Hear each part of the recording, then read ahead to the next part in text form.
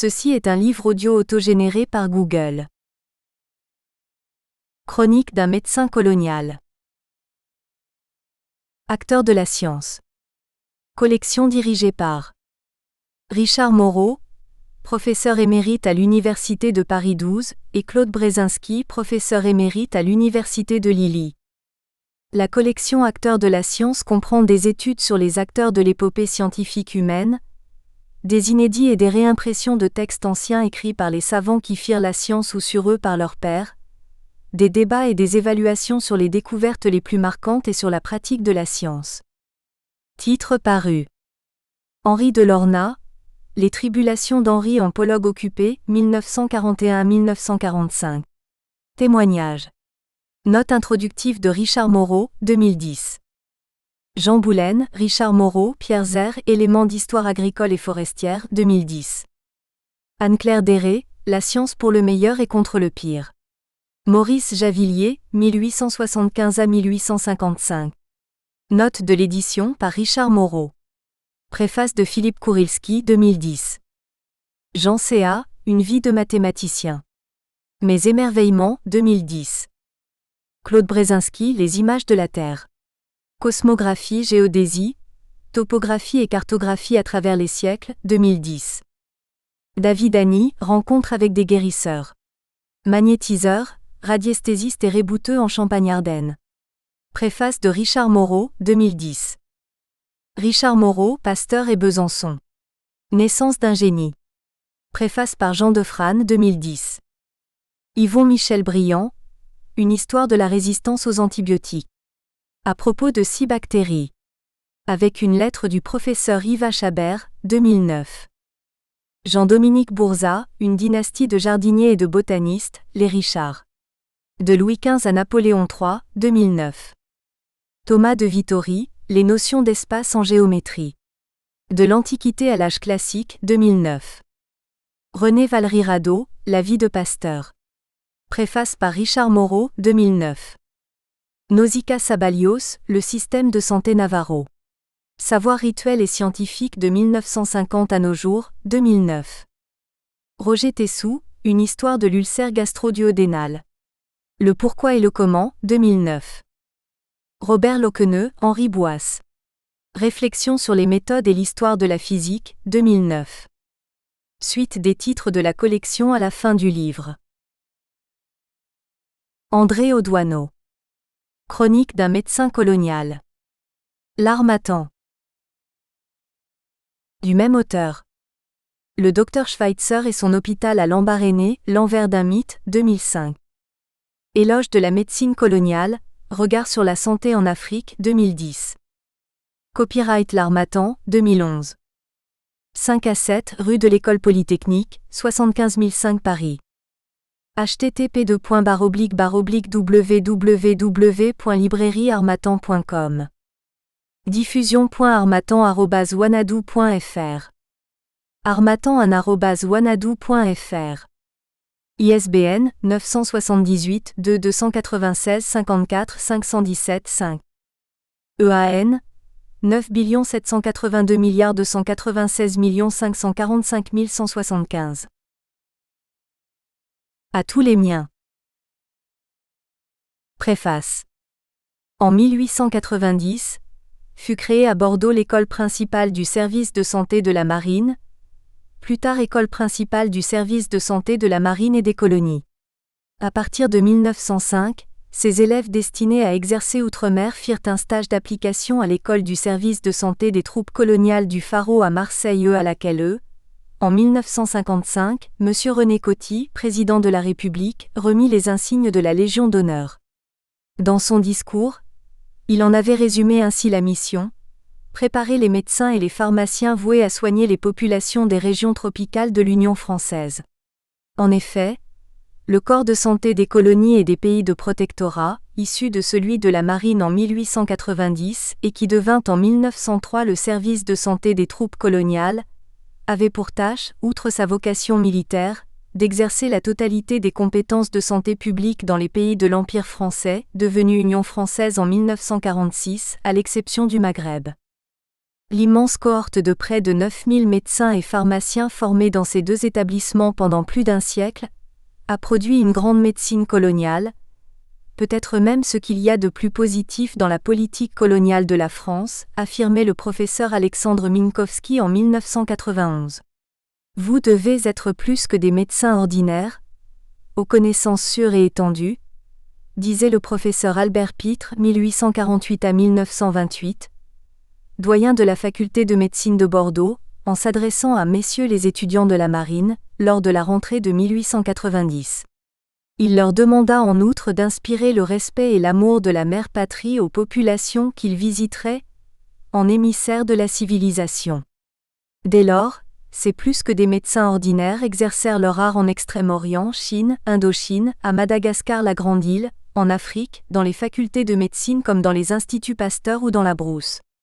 Ils y luttèrent sans relâche contre la peste, la lèpre, la cécité des rivières, la maladie du sommeil, le paludisme, la variole, la fièvre jaune, d'innombrables maladies infectieuses, les parasitoses, filarioses et autres, que les médecines traditionnelles étaient incapables de jugouler et créèrent des infrastructures sanitaires, des dispensaires, des hôpitaux. Ils participèrent ainsi avec ardeur et compétence à la diffusion de la science française. Un prix Nobel attribué à l'ensemble de ces plus que des médecins ordinaires, et de leurs camarades pharmaciens et auxiliaires de santé eût été le bienvenu.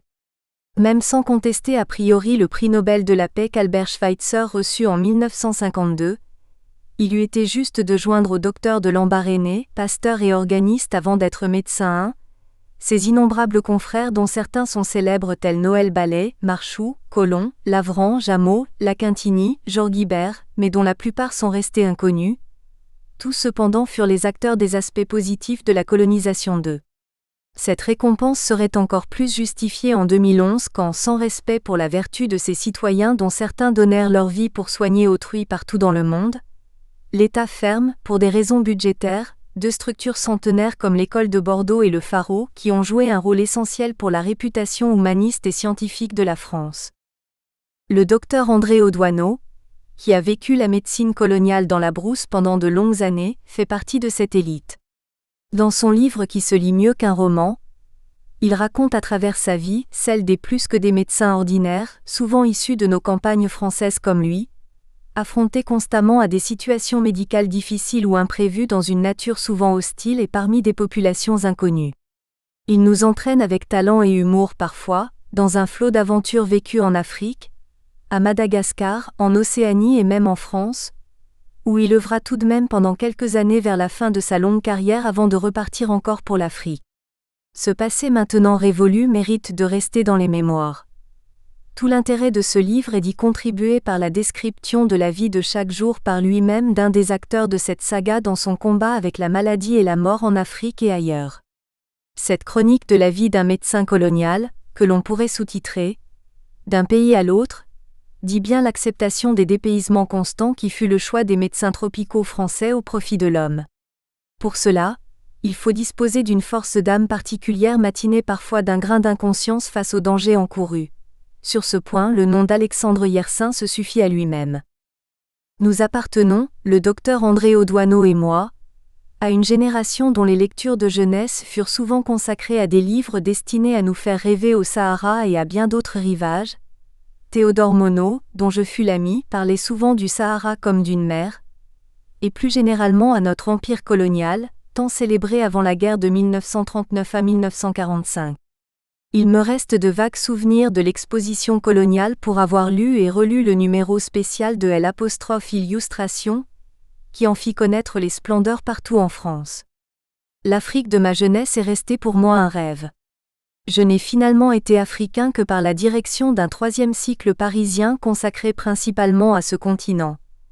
Cela m'a permis d'apprendre à connaître différents problèmes propres à notre ex-empire. À côté de thèses de doctorat et sciences que j'ai dirigées dans ce cadre sur des sujets de microbiologie, d'épidémiologie, voire même de biologie végétale africaine, les 2 exemples qui suivent, choisis dans les années 1970 à 1980, n'ont rien de médical. En revanche, ils illustrent des points de société qui ne sont pas sans rapport avec ce que l'on appelle la France-Afrique, et les avatars de la mondialisation. J'y tiens spécialement car les protagonistes furent à coup sûr deux de mes meilleurs élèves. Je pense d'abord à mon tout premier thésard africain. Ce Sénégalais, qui était nettement plus âgé que moi, avait fait ses études supérieures à Paris puis il avait été nommé assistant à la faculté des sciences de Dakar, où il avait tenté de préparer une thèse de doctorat et sciences d'État, je le précise. Je dis bien tenté, car certains de mes collègues français en coopération à Dakar ne lui facilitèrent pas les choses. Il est vrai qu'après l'autonomie, l'arrivée d'un nouveau docteur africain impliquait à assez court terme, ce qui était normal, le retour du coopérant français correspondant en métropole. Je ne sais pas comment cet assistant sénégalais avait trouvé ma trace. En tout cas, sans ressources assurées, il venait me demander si j'accepterais qu'il finisse sa thèse sous ma direction, marque de confiance, mais preuve aussi d'un certain désarroi. J'eus vite fait de constater qu'il s'agissait d'un bon élément. J'obtins pour lui un poste d'assistant étranger pour 3 ans, et un de mes amis, professeur à l'université de Paris 6, lui procura une 4e année sous forme d'un contrat de recherche, ce qui permit à mon nouvel assistant de vivre à peu près convenablement à Paris avec sa femme et ses enfants. Lorsque sa thèse fut achevée, je le fis comparaître devant un magnifique jury dont le moindre des membres n'était pas le professeur Théodore Monod, membre de l'Académie des sciences. À la proclamation du résultat avec une belle mention, mon assistant en larmes me tomba dans les bras en disant « Monsieur, vous êtes trop bon ». Je lui répondis que nous avions été simplement justes. Revenu à Dakar, il eut un avancement mérité.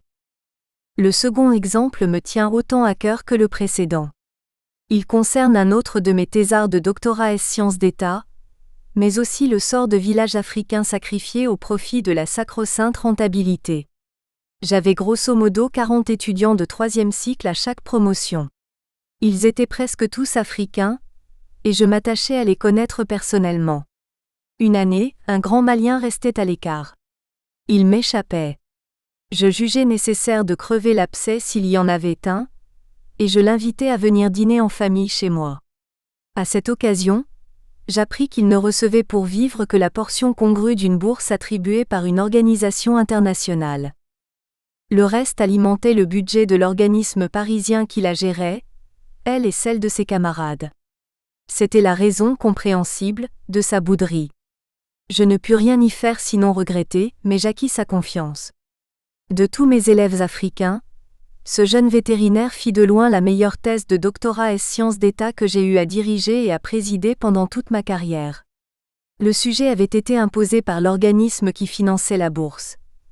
C'était l'étude, surtout économique, d'un immense ranch créé ex nihilo de façon technocratique au bord d'une rivière au prix du déplacement autoritaire de 3 villages, sans tenir compte des facteurs biologiques. 2 des plus importants étaient les hippopotames qui venaient pâturer autant qu'ils le voulaient, et les nombreux lions. Le troupeau du ranch leur fournissait de la viande fraîche à discrétion. J'orientais la thèse vers des aspects plus biologiques que prévu, tout en satisfaisant néanmoins les souhaits du bailleur de fonds dans l'intérêt du thésard. Lorsqu'on en fut aux finitions, nous fîmes le point, lui et moi. À l'évidence, il manquait quelque chose, quid des villageois.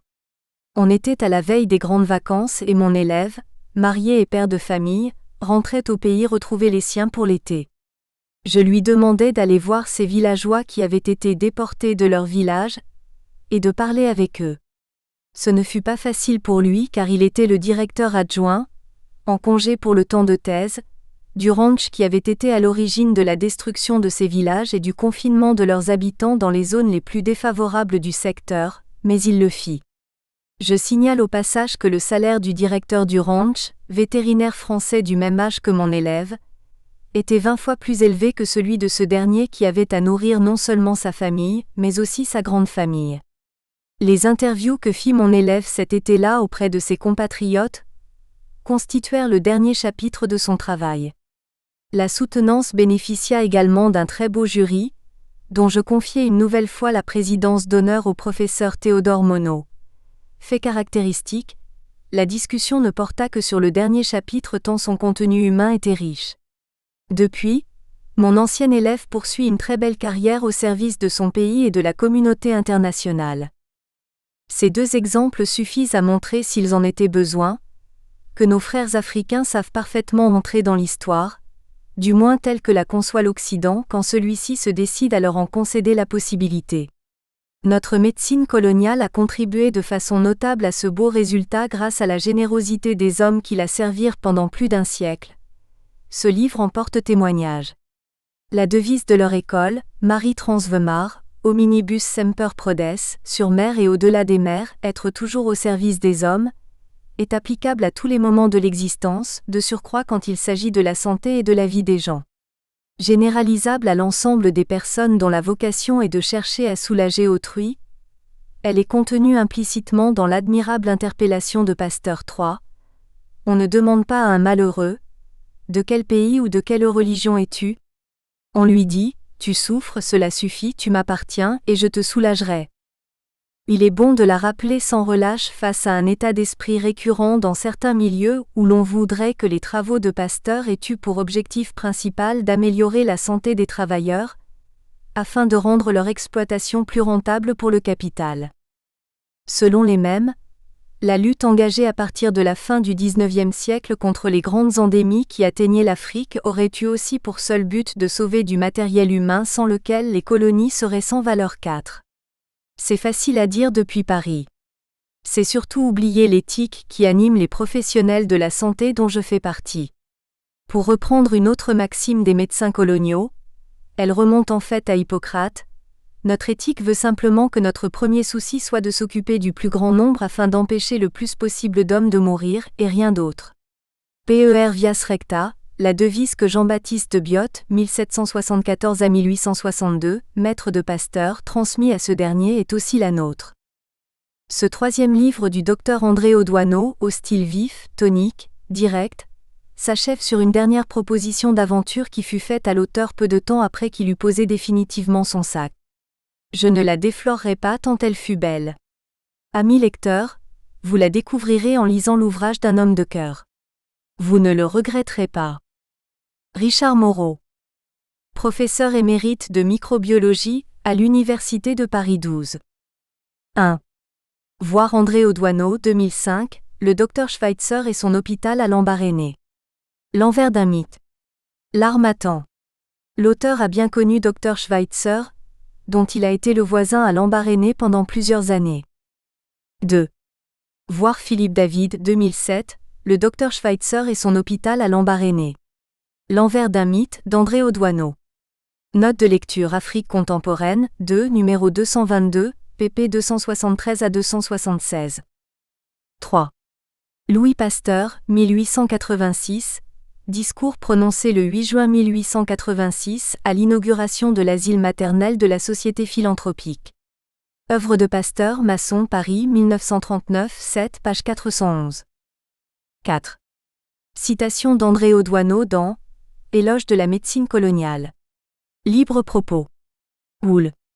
ASNOM, Association amicale santé navale et d'outre-mer, numéro 115, décembre 2008, page 49. Avertissement. J'ai débuté mes études de médecine en 1950.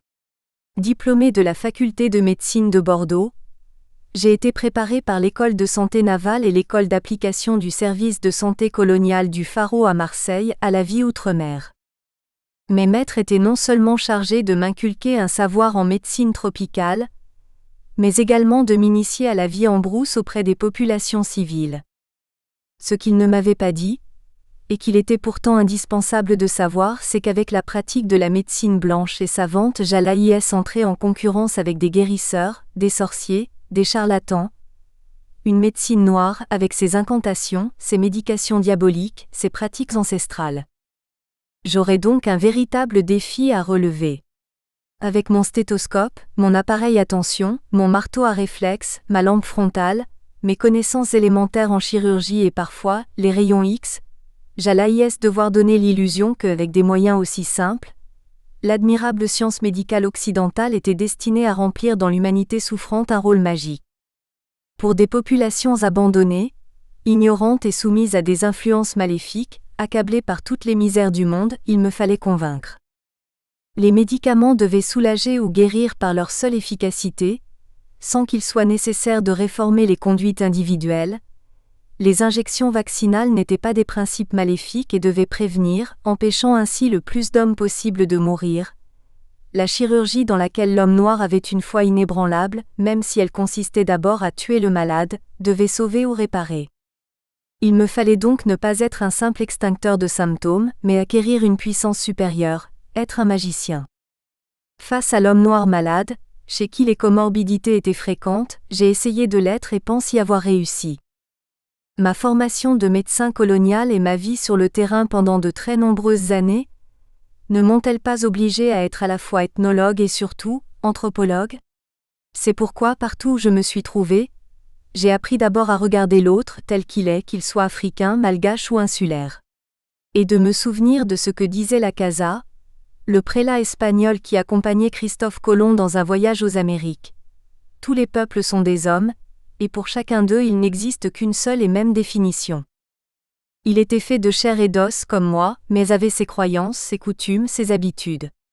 Bien que primitif, ce n'était pas un sous-homme mais un être humain malade.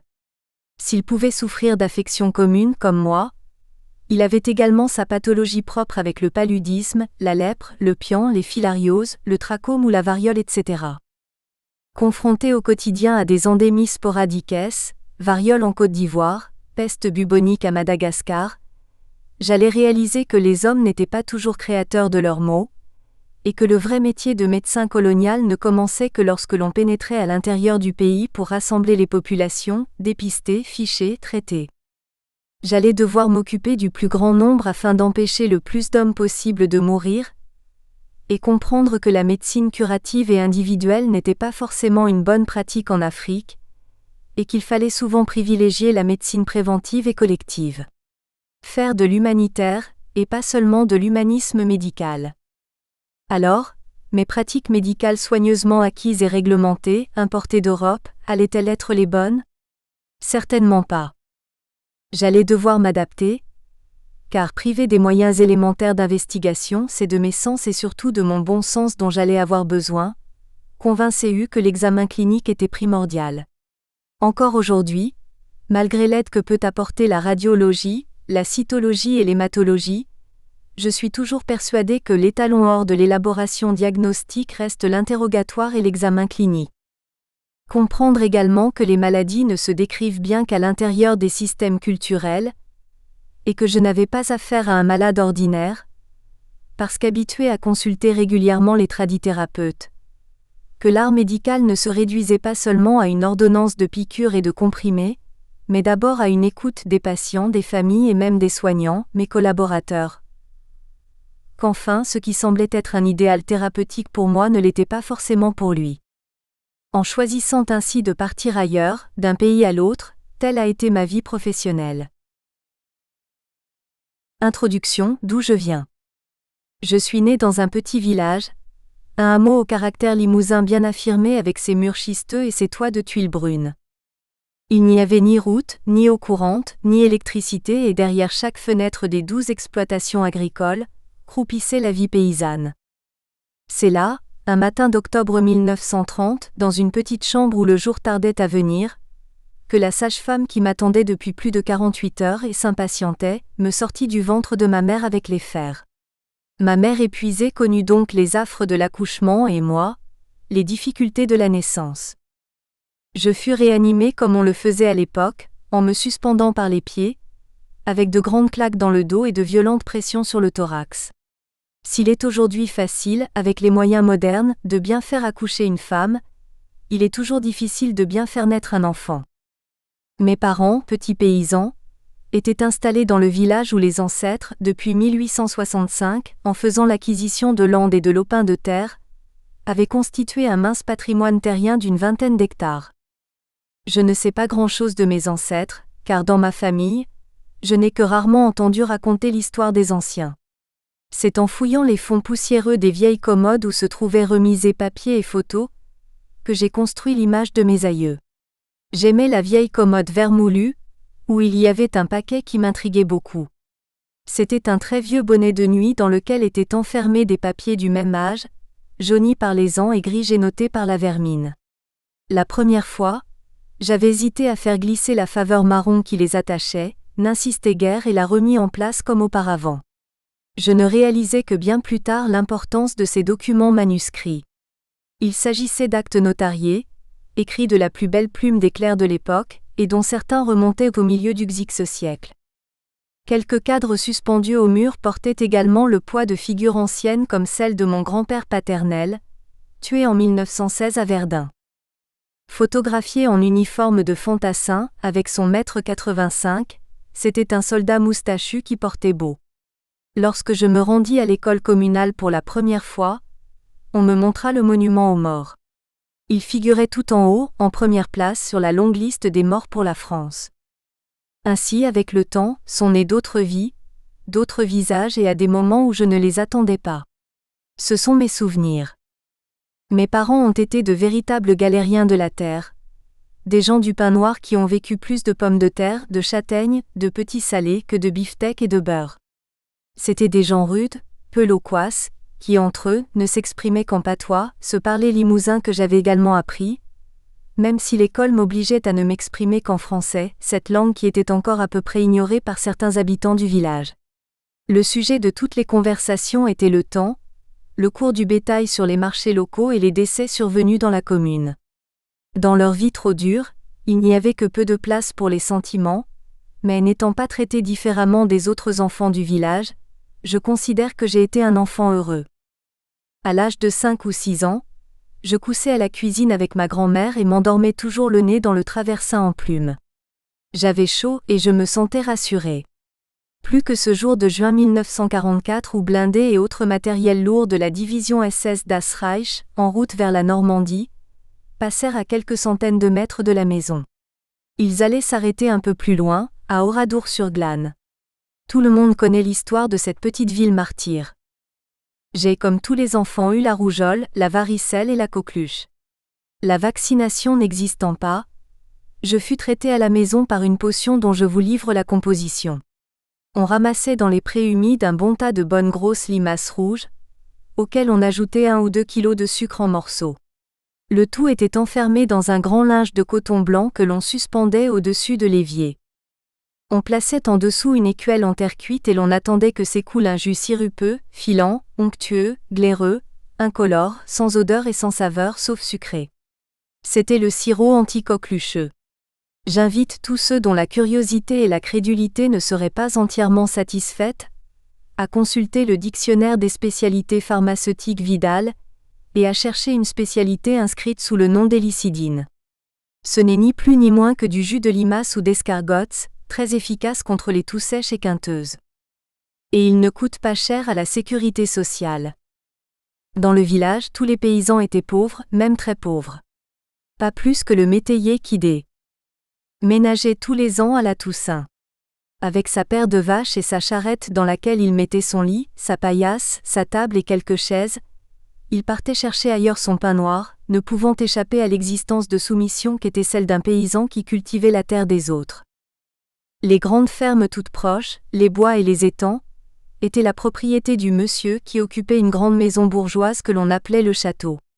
Il lui arrivait de traverser le village, toujours à pied, avec chapeau saharienne, bottes de cuir et stick sous le bras dont il se servait pour frapper sur le revers de ses bottes. C'était pour bien se faire remarquer, car l'idée de son importance l'avait empli de suffisance. Sur son passage, les paysans se découvraient et saluaient la tête basse, même si déjà ils ne supportaient plus guère la supériorité, celle venant de la naissance comme celle de la fortune. Alors que je n'étais encore qu'un enfant, je trouvais ce comportement anormal, humiliant. Mon père qui se découvrait, refusait de s'incliner. Il avait déjà un vrai sens de l'honneur, et il m'a laissé en héritage cette valeur, peut-être aujourd'hui un peu surannée. Ma vie, c'était donc la ferme, le village, la famille et l'école où il me fallait faire matins et soirs plusieurs kilomètres à pied, dans la nuit pendant l'hiver, à travers les bois et les landes. Les branches mortes qui craquaient avec le vent, les hiboux apeurés qui s'envolaient, les bruits de la lande et les feuilles mortes que le vent soulevait me faisaient peur. Il me tardait de voir arriver le printemps et les jours plus longs. La dernière année, à partir de Pâques 1944, j'eus droit à un vélo, le même avec lequel je me rendis au canton accompagné de mon instituteur pour passer le certificat d'études. J'ai grandi entre ces murs avec un Bobby à la maison. Tous les chiens que j'ai connus s'appelaient Bobby, et le dernier mourut accidentellement, les jarrets tran che accent aigu s par la faux de mon père alors qu'il jouait dans l'herbe à la poursuite de sauterelles. Comme nous étions 2 enfants et moi l'aîné, mes parents décidèrent de m'envoyer au collège, mon frère cadet restait à la ferme. C'est la pension de veuve de guerre de ma grand-mère qui servit à financer les trimestres au collège, où l'on m'avait mis en pensionnat. En 1950, après avoir été reçu au baccalauréat, je quittai le milieu familial et paysan qui était le mien. Les circonstances firent que je me retrouvai à Poitiers où je m'inscrivais en PCB, physique, chimie, biologie. N'ayant pas de choix vraiment arrêté, je ne savais pas très bien pourquoi j'entreprenais de telles études alors que je voulais être instituteur. Les camarades de fac, dont beaucoup venaient de Bordeaux et de Rochefort, étaient là avec un objectif précis. Être d'abord admis à l'examen, puis partir à l'école annexe du service de santé de la marine à Rochefort où se faisait la préparation au concours d'entrée à l'école de santé navale de Bordeaux. C'est en stage à Rochefort que j'eus l'occasion d'entendre le médecin principal Perruchio, chirurgien de la marine, nous expliquer que les grandes incisions faisaient les grands chirurgiens. Les temps ont bien changé, car aujourd'hui on ne reconnaît plus la qualité du chirurgien à la longueur de son incision, mais plutôt à l'absence de traces qu'il laisse sur son passage. Par contre, ce dont j'avais pris vraiment conscience, c'est qu'en passant brutalement du collège à l'université j'étais devenu étudiant. À l'époque, les étudiants n'étaient pas moins bruyants qu'aujourd'hui, mais s'ils se retrouvaient dans la rue, tous enfaluchés, c'était pour former des monômes. Et s'ils empêchaient les professeurs de faire leurs cours, ce n'était pas pour contester une réforme, mais parce qu'ils avaient envie d'un chahut monstre. Les maîtres enseignants-chercheurs ne comptaient pas leurs heures de cours, car l'espace universitaire, au sein de l'Hexagone, n'avait pas encore été contaminé par la dialectique fausse et perverse d'un Cohn-Bendit. Son militantisme d'une colossale dangerosité a touché la société tout entière, et les ravages sont incommensurables. Tel un ver dans le fruit, la pensée marxiste et contestataire s'est installée dans les esprits, au point qu'au fil des générations les porteurs sont de plus en plus nombreux et n'en sont même plus conscients. Les universités médicales et la médecine ont considérablement souffert de ce raz-de-marée 68ard. Bien que n'ayant donc jamais entendu parler de cette école de santé navale, à l'issue du PCB, les camarades m'entraînèrent avec eux. Et c'est ainsi que tout naturellement, sans jamais l'avoir vraiment choisi, je fus amené à faire des études de médecine. Pourtant, rien ne me prédisposait à embrasser une carrière médicale. Enfant, je rêvais d'être marin. Aussi mon admission au concours à l'école principale du service de santé de la marine et des colonies de Bordeaux devait être considérée comme une heureuse nouvelle. Dans la matinée du 6 octobre 1952, j'intégrai l'école. Je n'avais aucune idée de ce qui m'attendait, et pendant 1 mois, je fus un fœtus soumis au brimade. Le fœtus à la conmatricule 472. C'était une coutume à laquelle il ne serait venu à l'idée d'aucun de se soustraire. Parmi les brimades, il y en avait d'intelligentes, de marrantes, de méchantes, de brutales, chacune relevant du talent, de l'ingéniosité ou du tempérament du décideur. Je compris très vite que se rebeller ne servait à rien, et que mieux valait s'exécuter et paraître le plus idiot possible. Je fus quand même obligé à maintes reprises de mesurer la cour de 50 mètres avec une allumette, de jouer au rugby dans la piscine vide, d'accepter d'être un peu tondu par-ci par-là et badigeonné au mercurochrome ou au bleu de méthylène. Mais aussi d'être régulièrement viré de mon lit chaque nuit, jusqu'à 5 heures du matin. Les moments les plus éprouvants commençaient le soir après le dîner. J'étais souvent convoqué à la carrée, la chambre, Marie-Galante. Elle était occupée par des élèves corses, pas méchants mais un peu vicieux. Parce qu'ils prétendaient que j'avais la gueule de Luis Mariano, ils m'enfermaient dans une armoire métallique et me forçaient à chanter. Fatigué, j'avais tendance à m'endormir. Le silence était alors brisé par de grands coups de pied dans la porte et l'injonction « Fœtus chante ». Pour me réveiller, je devais partir à la pêche à la savonnette dans un lavabo, avec les dents. Opération quasiment impossible. Je m'étouffais, toussais, crachais, et eux se moquaient. La brimade la plus dure à laquelle je fus soumis, était l'accouchement à frottement dur. Comment l'expliquer ? On enlevait les tiroirs du bas de 2 bureaux, placés face à face, accolés. Cela constituait un passage, une filière qui était assimilée à la filière génitale. Il fallait entrer par un bout, s'engager, progresser lentement comme au cours d'un accouchement, puis sortir de l'autre côté et se faire réanimer par quelques bousculades. Ma minceur fut un atout, car je ne suis jamais resté coincé. Au bout d'un mois, je perdais mon statut de fœtus et devenais un avalé à part entière. Les années suivantes, j'aurais dû à mon tour brimer les nouveaux. Je n'ai jamais su le faire, contrairement à d'autres de la promotion qui prirent à cette occasion leur revanche et un certain plaisir. Le régime de santé navale était l'internat. Les sorties n'étaient autorisées que pour aller en cours à la faculté et en stage à l'hôpital. Cet espace de liberté offrait à tous les nouveaux navalais l'occasion de partir en chasse. Les jeunes gazelles de la faculté de lettres étaient particulièrement sensibles aux uniformes flambant neufs. C'est là que je m'aventurais, sans succès d'ailleurs. Comme à l'époque, la mode était déjà au noir et blanc, elles avaient été enlevées par des étudiants africains qui, nantis de conséquentes bourses d'études, d'ailleurs payées par la France, leur offraient une sexualité inconnue d'elles et la promesse de vacances exotiques. Si je n'ai pas de l'école un souvenir inextinguible, j'ai été en revanche très marqué par l'apprentissage que j'ai reçu de mes maîtres hospitaliers. J'avais une très grande soif d'apprendre.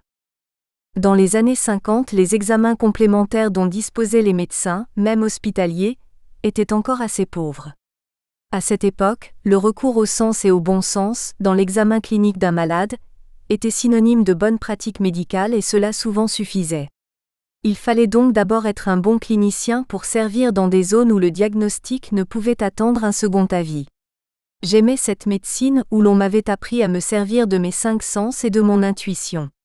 Car savoir exactement comment l'organisme humain est constitué, ce n'est pas seulement le visiter dans le visible, corps physique, mais aussi dans l'invisible, esprit, individualité.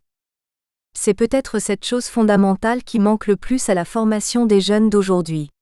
À mes débuts en Afrique, ce furent même les seuls outils dont je disposais pour faire un diagnostic chez des malades qui ne savaient pas ou peu s'exprimer en français, et dont les plaintes étaient un recours peu fiable pour identifier la maladie dont ils étaient porteurs. Mes maîtres bordelais m'ont appris à observer le malade, afin de pouvoir rédiger l'observation. Sait-on encore aujourd'hui rédiger l'observation ? J'ai quelques souvenirs très précis de mon passage dans le service de médecine de l'hôpital Saint-André. Bien que n'étant qu'un simple stagiaire, j'ai été très attentif à l'enseignement du professeur et de son chef de clinique. D'abord ce que l'on pouvait voir du malade couché, son faciès, pâle ou rougeaud, son apparence, maigre ou avec de l'embonpoint. Ensuite regarder la table de nuit. Y avait-il une canne, un cendrier ou un crachoir ? Le bocal d'urine, quantité, couleur, odeur, et enfin, la feuille de température où était inscrit également le pouls, la tension artérielle et les divers autres renseignements. Puis venait l'interrogatoire. Histoire de la maladie, les conditions d'alimentation et d'hygiène, les vices de conduite, alcool, tabac, les antécédents. Suivait l'examen en règle du malade, réflexe ostéotendineux, examen des phanères, des muqueuses, et l'auscultation cardiopulmonaire. Le professeur ne se servait jamais d'un stéthoscope, mais d'un linge blanc qu'il disposait sur la poitrine et le dos du malade. Il faisait respirer le patient et son oreille avertie savait détecter un souffle pleural, un ronchu, un sibilant ou des sifflements de l'emphysème qui peuplait la cage thoracique. Ce n'est qu'après que l'on était autorisé à consulter la radiographie des poumons et à procéder à quelques autres examens complémentaires. À cette époque, nous ne disposions d'aucun des outils de la médecine moderne, scanner, IRM, Holter, ECG. Impossible, comme on le fait aujourd'hui, de se passer de l'étape clinique, celle qui s'apprend au lit du malade, et qui permet la pratique d'une médecine humaine. Enfin venait l'observation qu'il fallait restituer devant le professeur, le chef de clinique, les internes et autres stagiaires, en bredouillant le plus souvent, car le stress était intense. À ce moment-là, le patron prononçait un diagnostic, émettait un pronostic et formulait un traitement. La médecine n'était pas encore une discipline technique, et l'hôpital un garage. En 2008, les examens paracliniques modernes ont peut-être fait reculer l'incertitude, mais pas l'angoisse. Que reste-t-il du patient ? Un dossier, un numéro ? Aujourd'hui, l'examen... Nous espérons que vous avez apprécié cet aperçu. Pour continuer à écouter ce livre audio sur Google Play Livres, utilisez le lien dans la description de la vidéo.